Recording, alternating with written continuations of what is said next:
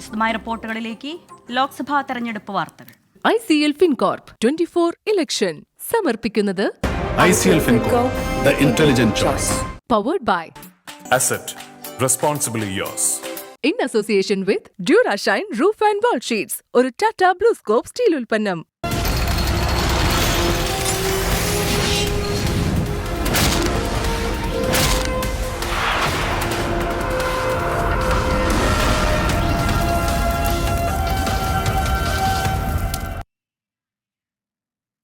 കോൺഗ്രസിന്റെ 4ാം ഘട്ട സ്ഥാനാർത്ഥി പട്ടിക പ്രഖ്യാപിച്ചു. അമേഠിയും റായ്ബറേലിയും പട്ടികയിലില്ല. 46 സീറ്റുകളിലെ സ്ഥാനാർത്ഥികളെയാണ് പ്രഖ്യാപിച്ചത്. വാരണാസിയിൽ പ്രധാനമന്ത്രിക്കെതിരെ ഉത്തർപ്രദേശ് PCC അധ്യക്ഷൻ അജയ് റായ് മത്സരിക്കും. സിക്കിം നിയമസഭാ തെരഞ്ഞെടുപ്പിനുള്ള സ്ഥാനാർത്ഥികളെയും പ്രഖ്യാപിച്ചു. 18 സീറ്റുകളിലേക്കുള്ള സ്ഥാനാർത്ഥികളെയാണ് പ്രഖ്യാപിച്ചത്. നിതിൻ അംബുജനുണ്ട് ഡൽഹിയിൽ നിന്നും വിവരങ്ങളുമായി. നിതിൻ, കോൺഗ്രസിന്റെ 4ാം ഘട്ട സ്ഥാനാർത്ഥി പട്ടിക പുറത്തുവരുന്നു. ഉറ്റുനോക്കുന്ന പ്രധാനപ്പെട്ട മണ്ഡലങ്ങൾ ഏതൊക്കെ? പ്രധാനപ്പെട്ട സ്ഥാനാർത്ഥികളൊപ്പം വാരണാസിയിൽ മോദിക്ക് എതിരായി വരുന്നത് അജയ് റായ് ആണെന്ന് കൂടി മനസ്സിലാക്കുന്നു. വിവരങ്ങൾ.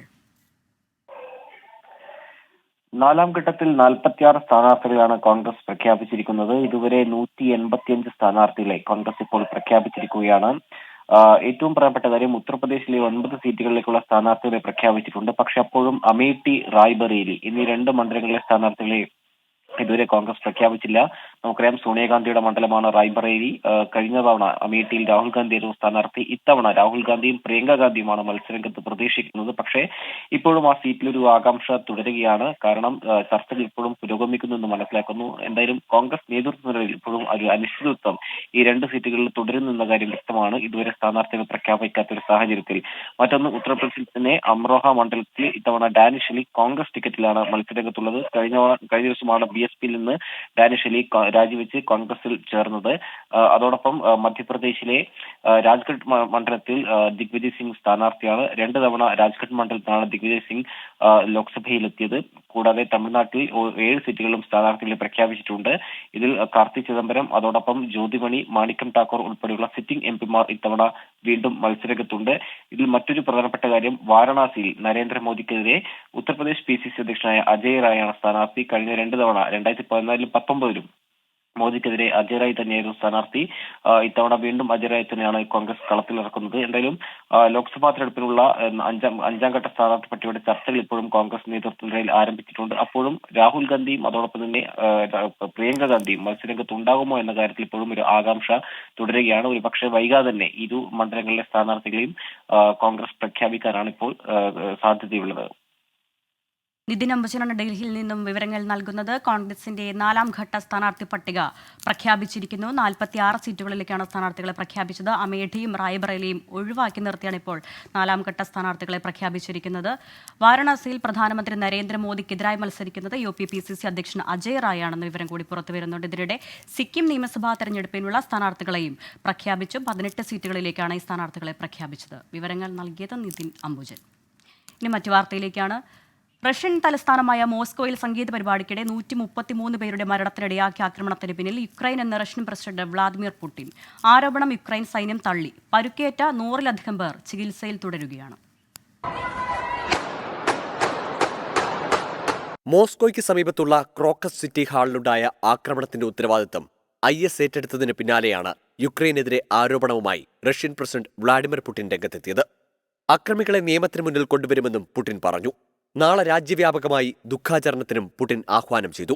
റഷ്യൻ റോക്ക് ബാൻഡായ പിക്നിക്കിന്റെ ഷോ നടന്നുകൊണ്ടിരിക്കെ സൈനിക വേഷത്തിലെത്തിയ 5-അംഗ സംഘം യന്ത്രത്തോക്കുകൾ ഉപയോഗിച്ച് വെടിയുതിർക്കുകയായിരുന്നു. തുടർന്ന് ബോംബും ഗ്രനേഡും എറിഞ്ഞു. പിന്നാലെ ക്രോക്കസ് സിറ്റി ഹാളിന് തീപിടിച്ചു. ഹെലികോപ്റ്ററുകൾ ഉപയോഗിച്ച് മണിക്കൂറുകളെടുത്താണ് തീ നിയന്ത്രണ വിധേയമാക്കിയത്. വെടിവെപ്പിനെ തുടർന്ന് പുറത്തേക്ക് ഓടി രക്ഷപ്പെടാനുള്ള ശ്രമത്തിനിടെയാണ് കൂടുതൽ പേരും മരിച്ചത്. അക്രമിയെന്ന് സംശയിക്കുന്ന ആളുടെ വീഡിയോയും പുറത്തുവന്നു.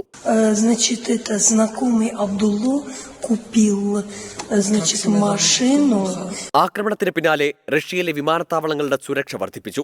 ഈ ആഴ്ച നടക്കാനിരുന്ന പരിപാടികൾ റദ്ദാക്കി. ആക്രമണത്തെ UN രക്ഷാസമിതിയും ലോകരാജ്യങ്ങളും അപലപിച്ചു. റഷ്യയ്ക്കൊപ്പമെന്ന് ഇന്ത്യൻ പ്രധാനമന്ത്രി നരേന്ദ്രമോദി പ്രതികരിച്ചു. International desk 24. റഷ്യൻ പിടിയിലായിരുന്ന കൂടുതൽ യുക്രൈൻ കുട്ടികളെ മോചിപ്പിച്ചു. ഖത്തറിന്റെ മധ്യസ്ഥതയിലാണ് മോചനം സാധ്യമായത്. കുട്ടികളെ യുക്രൈനിൽ എത്തിക്കാൻ ഖത്തർ എംബസി സൗകര്യമൊരുക്കിയിട്ടുണ്ട്. 2 വർഷത്തോളമായി തുടരുന്ന റഷ്യ-ഉക്രൈൻ സംഘർഷത്തിൽ ഇതുവരെ ഏകദേശം 600ഓളം കുട്ടികൾ കൊല്ലപ്പെട്ടതായാണ് കണക്കുകൾ. കഴിഞ്ഞ 2 വർഷത്തിനിടെ 592 ആൺകുട്ടികളും പെൺകുട്ടികളും കൊല്ലപ്പെടുകയും ആയിരക്കണക്കിന് ആളുകൾക്ക് പരിക്കേൽക്കുകയും ലക്ഷക്കണക്കിന് കുട്ടികൾ മറ്റു സ്ഥലങ്ങളിലേക്ക് പലായനം ചെയ്യുകയും ചെയ്തിട്ടുണ്ട്. ഏകദേശം 30,000 കുട്ടികളെ റഷ്യ നിർബന്ധിതമായി അവരുടെ വീടുകളിൽ നിന്ന് പുറത്താക്കുകയോ നാടുകടത്തുകയോ ചെയ്തിട്ടുണ്ടെന്നും യുക്രൈൻ വെളിപ്പെടുത്തുന്നു. സംഘർഷം അവസാനിക്കുന്നതിന്റെ സൂചനകളൊന്നുമില്ലാത്ത സാഹചര്യത്തിൽ റഷ്യയുടെ പിടിയിലുള്ള കുട്ടികളെ മോചിപ്പിച്ച് സ്വദേശത്തെത്തിക്കാൻ ഖത്തർ തുടർച്ചയായ ഇടപെടലുകളാണ് നടത്തുന്നത്. ഇതിന്റെ ഭാഗമായി ഖത്തറിന്റെ മധ്യസ്ഥതയിൽ നടത്തിയ ചർച്ചകൾക്ക് ശേഷം പല ഘട്ടങ്ങളിലായി നിരവധി കുട്ടികളെ ഇതുവരെ മോചിപ്പിച്ചിട്ടുണ്ട്.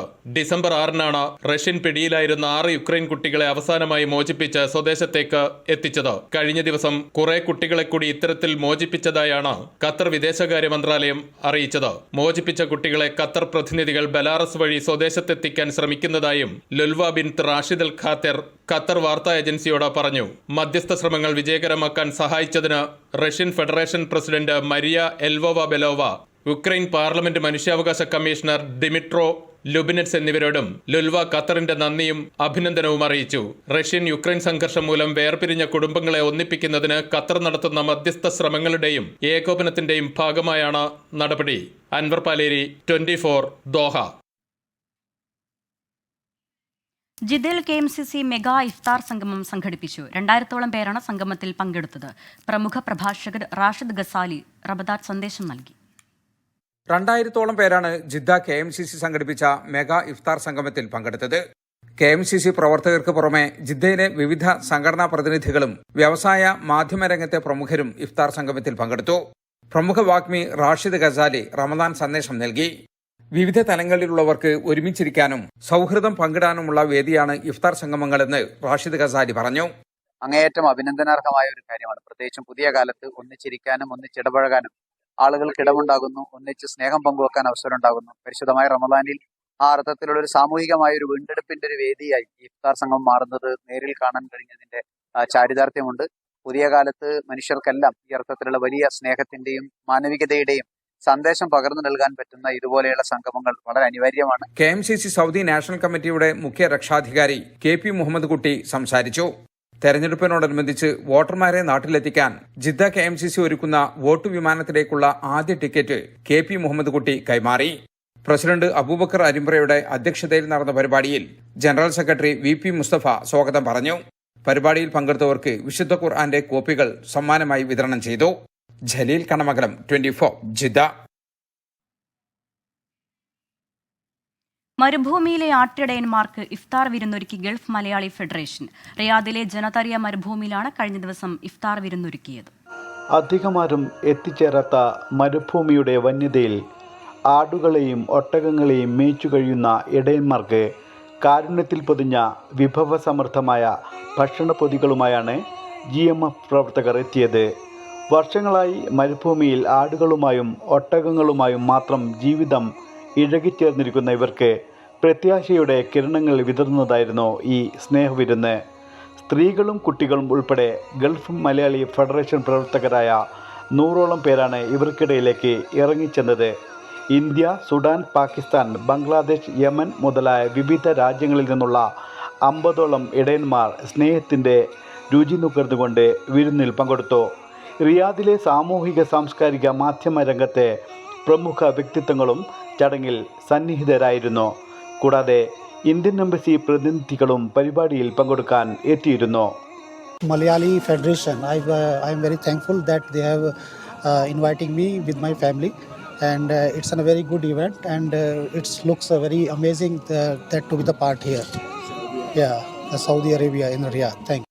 മരുഭൂമി ചുട്ടുപഴുക്കുമ്പോഴും തണുപ്പിൽ വിറങ്ങിച്ചു നിൽക്കുമ്പോഴും തണുത്തു മരവിച്ച മനസ്സുമായി ഇവിടെ ജീവിതം തള്ളി നിൽക്കുന്ന ഇവർക്ക് കാരുണ്യത്തിൻ്റെ നിറഹസ്തങ്ങൾ നീട്ടിയ ആത്മനിർവൃതിയിലാണ് GMFൻ്റെ ഓരോ പ്രവർത്തകരും മടങ്ങിയത്.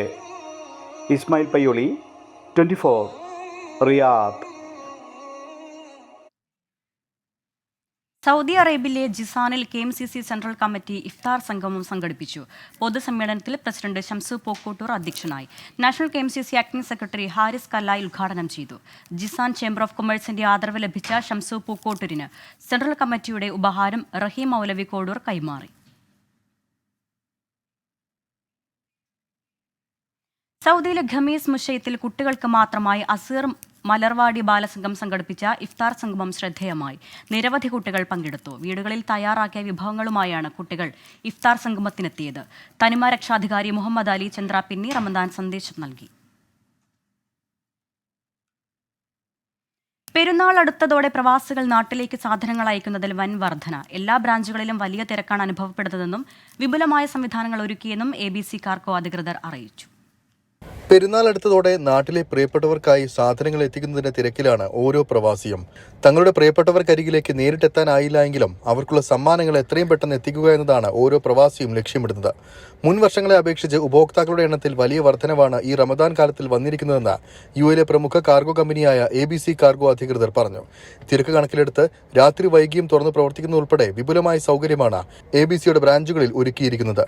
ലോകത്തിന്റെ എല്ലാ ഭാഗങ്ങളിലേക്കും വേഗത്തിലും സുരക്ഷിതമായും കാർഗോ എത്തിക്കുന്നതിനായി സ്വന്തമായ ക്ലിയറൻസ് സൗകര്യവും ആയിരക്കണക്കിന് ജീവനക്കാരും വിപുലമായ വാഹന സൗകര്യവും സജ്ജമാക്കിയാണ് പ്രവർത്തനമെന്നും ABC മാനേജ്മെന്റ് ചൂണ്ടിക്കാട്ടി. കാർഗോ രംഗത്തെ മികച്ച സേവനത്തിന് നിരവധി അന്താരാഷ്ട്ര അവാർഡുകളും ABC കാർഗോ ഇതിനോടകം കരസ്ഥമാക്കിയിട്ടുണ്ട്. ജീവകാരുണ്യ രംഗത്തും കായിക രംഗത്തും ABC സജീവമാണ്. 24 ദുബായ്. ദുബായിലെ മദേഴ്സ് എൻഡോമെന്റിന്റെ സംരംഭത്തിലേക്കുള്ള ഫണ്ട് ശേഖരണം ലക്ഷ്യം വെച്ച് ഫാൻസി നമ്പറുകളുടെ ലേലം നാളെ നടക്കും. UAE വൈസ് പ്രസിഡന്റും പ്രധാനമന്ത്രിയും ദുബായ് ഭരണാധികാരിയുമായ Sheikh Mohammed bin Rashid Al മക്തൂമാണ് പദ്ധതി പ്രഖ്യാപിച്ചത്. പാവപ്പെട്ട കുടുംബങ്ങളിലെ കുട്ടികൾക്ക് വിദ്യാഭ്യാസത്തിനുള്ള സഹായങ്ങൾ ലഭ്യമാക്കാനും സ്കൂളുകൾ ഉൾപ്പെടെയുള്ള അടിസ്ഥാന സൗകര്യങ്ങൾ നിർമ്മിക്കാനും ലക്ഷ്യമിട്ട് കഴിഞ്ഞ ദിവസമാണ് പദ്ധതി പ്രഖ്യാപിച്ചത്.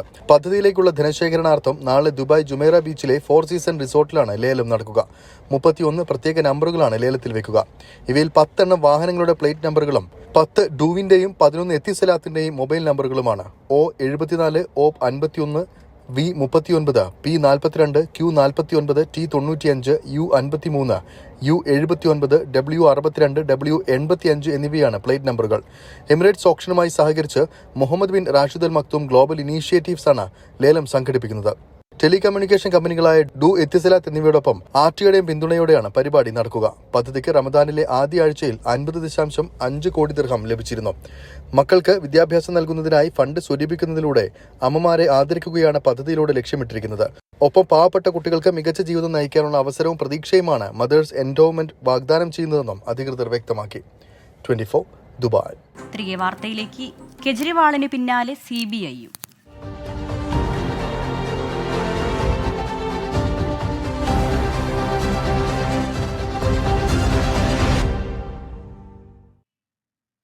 ഡൽഹി മുഖ്യമന്ത്രി അരവിന്ദ് കെജ്രിവാളിന് കുരുക്കുമുറുക്കാൻ കേന്ദ്ര അന്വേഷണ ഏജൻസികൾ. മദ്യനയ അഴിമതി കേസിൽ എൻഫോഴ്സ്മെന്റ് ഡയറക്ടറേറ്റിന് പിന്നാലെ CBIയും അരവിന്ദ് കെജ്രിവാളിനെ അറസ്റ്റ് ചെയ്യാൻ നീക്കം തുടങ്ങി. അറസ്റ്റിനെതിരെ കെജ്രിവാൾ നൽകിയ ഹർജിയിൽ അടിയന്തരമായ വാദം കേൾക്കണമെന്ന ആവശ്യം ഡൽഹി ഹൈക്കോടതി തള്ളി. അടുത്ത ബുധനാഴ്ച ഹർജി പരിഗണിക്കും. കേസിൽ BRS നേതാവ് K കവിതയുടെ കസ്റ്റഡി കാലാവധി 3 ദിവസത്തേക്ക് നീട്ടി. ED കസ്റ്റഡി കാലാവധി അവസാനിക്കുമ്പോൾ കോടതിയെ സമീപിച്ച് കെജ്രിവാളിനെ കസ്റ്റഡിയിൽ വാങ്ങാനാണ് CBI നീക്കം. ശക്തമായ തെളിവുകൾ കയ്യിലുണ്ടെന്നാണ് CBIയുടെ വാദം. മദ്യനയ അഴിമതി കേസിൽ ഡൽഹി മുൻ ഉപമുഖ്യമന്ത്രി മനീഷ് സിസോദിയയുടെ ജാമ്യഹർജി ഈ തിങ്കളാഴ്ചയാണ് സുപ്രീംകോടതി പരിഗണിച്ചത്. ജാമ്യം അനുവദിക്കരുതെന്ന് വാദിക്കാൻ CBI അവകാശപ്പെട്ടത് ഉടൻ ഒരു ഹൈ പ്രൊഫൈൽ അറസ്റ്റ് കൂടി ഈ കേസിൽ ഉണ്ടാകുമെന്നായിരുന്നു. കേസിലെ ആസൂത്രകൻ അറസ്റ്റിലാകുന്നതോടെ അന്വേഷണം ഉടൻ പൂർത്തിയാക്കാൻ സാധിക്കുമെന്നും CBI കോടതിയിൽ വ്യക്തമാക്കിയിരുന്നു. കെജ്രിവാളിനെ കേസിൽ പ്രതി ചേർക്കാനുള്ള നടപടികൾ CBI വേഗത്തിലാക്കി. മദ്യനയക്കേസിൽ BRS നേതാവ് K കവിതയെ മാർച്ച് 26 വരെ കസ്റ്റഡിയിൽ വിട്ടു. കെജ്രിവാളിനെയും കവിതയെയും ഒപ്പമിരുത്തി ചോദ്യം ചെയ്യാനാണ് അന്വേഷണ സംഘത്തിന്റെ നീക്കം. സൗത്ത് ഗ്രൂപ്പുമായി ചേർന്ന് കവിത കെജ്രിവാളുമായി കരാർ ഉറപ്പിച്ചുവെന്നാണ് EDയുടെ വാദം. ED മുന്നോട്ട് വെച്ച വാദത്തിൽ തെളിവുകൾ കണ്ടെത്താനാണ് അന്വേഷണ ഏജൻസിയുടെ നീക്കം. 24 ഡൽഹി. ഡൽഹി മദ്യനയ അഴിമതി കേസിൽ BJPക്കെതിരെ ആം ആദ്മി പാർട്ടി. കേസിലെ മാപ്പസാക്ഷി ശരത് ചന്ദ്ര റെഡ്ഡി ഇലക്ട്രൽ ബോണ്ടായി BJPക്ക് പണം നൽകിയത് കൈക്കൂലിയാണെന്ന് മന്ത്രി അതിഷി പറഞ്ഞു. അറസ്റ്റിനെതിരായ ആം ആദ്മി പാർട്ടിയുടെ പ്രതിഷേധം ശക്തമായി തുടരുകയാണ്. ഡൽഹി മദ്യനയ അഴിമതി കേസിലെ മാപ്പുസാക്ഷി ശരത് ചന്ദ്ര റെഡ്ഡി 34 കോടി രൂപ ഇലക്ട്രൽ ബോണ്ടായി BJPക്ക് നൽകിയിട്ടുണ്ട്. BJP കൈക്കൂലി വാങ്ങിയതിന്റെ തെളിവാണ് ഇലക്ട്രൽ ബോണ്ടെന്നും ആം ആദ്മി പാർട്ടി നേതാവും ഡൽഹിയിലെ മന്ത്രിയുമായ അതിഷി പറഞ്ഞു. പണം വാങ്ങി BJP അധ്യക്ഷൻ JP നദ്ദയെ അറസ്റ്റ് ചെയ്യണമെന്നും അതിഷി ആവശ്യപ്പെട്ടു. ये है मनी ट्रेल शरद चंद्र रेड्डी की कंपनियों द्वारा दिया गया इलेक्टोरल बॉन्ड्स में भारतीय जनता पार्टी के बैंक अकाउंट में पैसा. शरद चंद्र रेड्डी औरोबिंदो फार्मा का मालिक, शराब का कारोबारी, उसने 4.5 करोड़ रुपए के इलेक्टोरल बॉन्ड्स दिए. ഇലക്ട്രൽ ബോണ്ട് അഴിമതിയിൽ നിന്ന് ജനശ്രദ്ധ തിരിക്കാനുള്ള രാഷ്ട്രീയ ഗൂഢാലോചനയാണ് അരവിന്ദ് കെജ്രിവാളിന്റെ അറസ്റ്റ് ഉയർത്തിക്കാണിച്ച് പാർട്ടിക്കും കെജ്രിവാളിനും പ്രതിരോധം തീർക്കാനാണ് ആം ആദ്മിയുടെ തീരുമാനം. ഇതുന്നയിച്ച് പ്രതിഷേധം കടുപ്പിക്കും. പഞ്ചാബ് മുഖ്യമന്ത്രി ഭഗവത് മാനിന്റെ നേതൃത്വത്തിൽ ഡൽഹിയിലെ ഷഹീദി പാർക്കിൽ ആം ആദ്മി പ്രവർത്തകർ പ്രതിഷേധിച്ചു. ഷഹീദ് പാർക്കിന് പുറത്ത് റോഡിൽ പ്രതിഷേധിച്ച ആം ആദ്മി പാർട്ടി പ്രവർത്തകരെ പോലീസ് അറസ്റ്റ് ചെയ്ത് നീക്കി.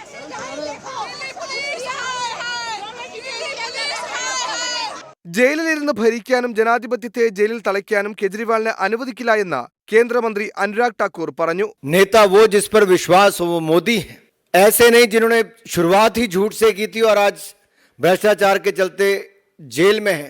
अराजकता पूरी दिल्ली में फैलाई इन्होंने. आज वो कुछ भी बयान कर ले, सच्चाई से बच नहीं सकते. പാർട്ടി ആസ്ഥാനം പോലീസ് സീൽ ചെയ്തിരിക്കുകയാണെന്നും നേതാക്കളെയും പ്രവർത്തകരെയും പാർട്ടി ആസ്ഥാനത്തേക്ക് പ്രവേശിപ്പിക്കുന്നില്ലെന്നും കാണിച്ച് ആം ആദ്മി പാർട്ടി തെരഞ്ഞെടുപ്പ് കമ്മീഷന് കത്തയച്ചു. 24 ഡൽഹി.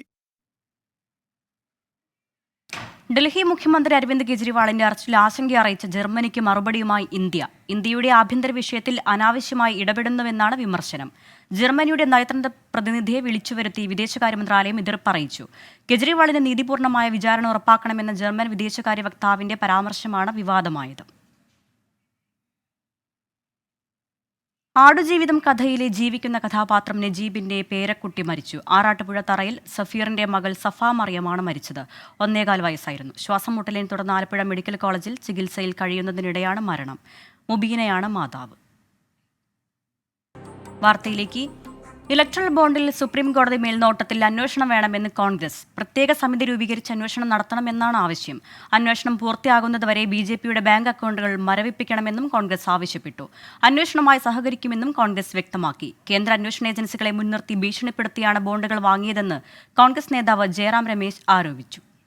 चंदादाताओं को सम्मान और अन्नदाताओं का अपमान, यही मोदी सरकार की नीति रही है. ये घोटाला, इस पर जांच होनी चाहिए, सुप्रीम कोर्ट मॉनिटर्ड इंक्वायरी होनी चाहिए और सभी पार्टियां इस जांच से अपना सहयोग देगी. हमारी पार्टी भी पूरी सहयोग देगी. രാഷ്ട്രപതിക്കെതിരെ സുപ്രീം കോടതിയെ സമീപിച്ച സംസ്ഥാന സർക്കാർ നിയമസഭ പാസാക്കിയ ബില്ലുകളിൽ തീരുമാനം വൈകുന്നതിനെതിരെയാണ് അസാധാരണ നീക്കം. ഗവർണറെയും എതിർകക്ഷിയാക്കിയാണ് ഹർജി. ബില്ലിൽ തീരുമാനം വൈകിപ്പിക്കുന്നത് ഭരണഘടനാ വിരുദ്ധമാണെന്ന് ഹർജിയിൽ പറയുന്നു. കേന്ദ്ര സർക്കാരിന് തുടർച്ചയായി രാഷ്ട്രപതിക്കെതിരെയും വ്യവഹാരത്തിന്റെ വഴിയിലാണ് കേരളം. ഭരണഘടനയുടെ 14, 200, 201 അനുച്ഛേദങ്ങളുടെ ലംഘനം സംസ്ഥാനത്തിന് നേരിടേണ്ടി വരുന്നു എന്നാണ് പരാതി. റിട്ട് ഹർജിയാണ് കേരളത്തിന്റേത്. സംസ്ഥാന ചീഫ് സെക്രട്ടറിയാണ് ഹർജി സമർപ്പിച്ചത്. ബില്ലുകൾക്ക് കാരണമൊന്നും വ്യക്തമാക്കാതെ അനുമതി വൈകിപ്പിക്കുന്ന രാഷ്ട്രപതിയുടെ നടപടി ഏകപക്ഷീയമാണെന്ന് ഹർജി വിമർശിക്കുന്നു. കേന്ദ്രമന്ത്രിസഭയുടെ ഉപദേശത്തിന്റെ അടിസ്ഥാനത്തിലാണ് രാഷ്ട്രപതിയുടെ പ്രവർത്തനം. സംസ്ഥാന നിയമസഭയുടെ അധികാരപരിധിയിൽ വരുന്ന വിഷയങ്ങളാണ് രാഷ്ട്രപതിയുടെ മുന്നിലെ ബില്ലുകളിലുള്ളത്. ബില്ലുകൾ രാഷ്ട്രപതിക്ക് അയച്ച ഗവർണറുടെ നടപടി ഭരണഘടനാ വിരുദ്ധമാണെന്ന വാദവും കേരളം ഹർജിയിൽ ഉന്നയിക്കുന്നു. ഭരണഘടനാ വിരുദ്ധമായ സമീപനമായിട്ടാണ് ഞങ്ങൾ കാണുന്നത്.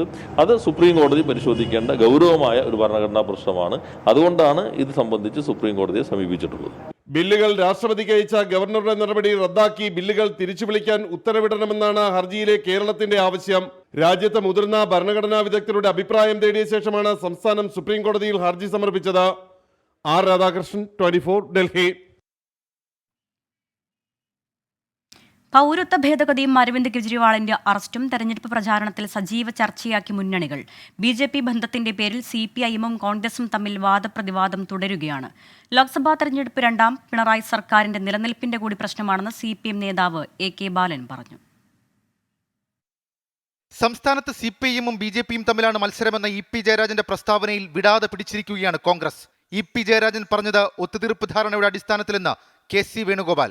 LDFും BJPയും തമ്മിലാണെന്ന് പറഞ്ഞാൽ അത് ഒരു BJPക്ക് വേണ്ടിയിട്ടുള്ള ഏറ്റവും വലിയ PR വർക്കല്ലേ? BJPക്ക് വേണ്ടിയിട്ടുള്ള ഏറ്റവും വലിയ PR വർക്ക് ചെയ്യേണ്ട ആളാണോ മിസ്റ്റർ ജയരാജൻ? അത് പറഞ്ഞിട്ടും അദ്ദേഹത്തിനെതിരായി പാർട്ടിയുടെ ഭാഗത്തുനിന്ന് ഒരു പരാമർശവും കണ്ടില്ല. CA അടക്കമുള്ള വിഷയങ്ങളിൽ കോൺഗ്രസിന് നിലപാടില്ലെന്ന് ആവർത്തിച്ച് BJP വിരുദ്ധ രാഷ്ട്രീയത്തിന്റെ യഥാർത്ഥ വക്താക്കൾ തങ്ങളാണെന്ന വാദമാണ് CPIM മുന്നോട്ട് വെക്കുന്നത്. BJPയുടെ മെഗാഫോണായി പ്രതിപക്ഷ നേതാവ് മാറിയെന്ന് മന്ത്രി PA മുഹമ്മദ് റിയാസ് പരിഹസിച്ചു. LDF ബദൽ ശക്തിയായതിനാലാണ് സംസ്ഥാന സർക്കാരിനെ കേന്ദ്രം സാമ്പത്തികമായി ശ്വാസം മുട്ടിക്കുന്നതെന്ന് AK ബാലനും പ്രതികരിച്ചു. നിശ്ചിത ശതമാനം വോട്ടില്ലെങ്കിൽ ഇടതു പാർട്ടികൾക്ക് ദേശീയ പദവിയും ചിഹ്നവും നഷ്ടമാകുമെന്ന് പ്രവർത്തകരെ AK ബാലൻ ഓർമ്മിപ്പിച്ചു. അത് സംരക്ഷിക്കപ്പെടണമെങ്കിൽ ഒരു നിശ്ചിത ശതമാനം വോട്ട് അല്ലെങ്കിൽ ഒരു നിശ്ചിത ശതമാനം MPമാരുണ്ടാകണം. അതില്ലെങ്കിലോ സ്വതന്ത്ര പാർട്ടിയുടെ സാധ്യതയുണ്ടാകും. അരിവാൾ ചുറ്റിക നക്ഷത്രത്തിന് പകരം നമ്മുടെ അംഗീകാരം ഇല്ലാതാക്കിയാൽ ഇലക്ഷൻ കമ്മീഷൻ തരാൻ പോകുന്നത് അവർക്ക് ഇഷ്ടപ്പെട്ട ചിഹ്നമായിരിക്കും. അഴിമതിക്കാരെ സംരക്ഷിക്കാൻ LDFും UDFും ഒന്നിച്ചെന്ന് BJP സംസ്ഥാന അധ്യക്ഷൻ K. സുരേന്ദ്രൻ കുറ്റപ്പെടുത്തി. UDFിന്റെയും LDFിന്റെയും വിനാശകരമായ രാഷ്ട്രീയമാണ് അവർ കൈകാര്യം ചെയ്യുന്നത്.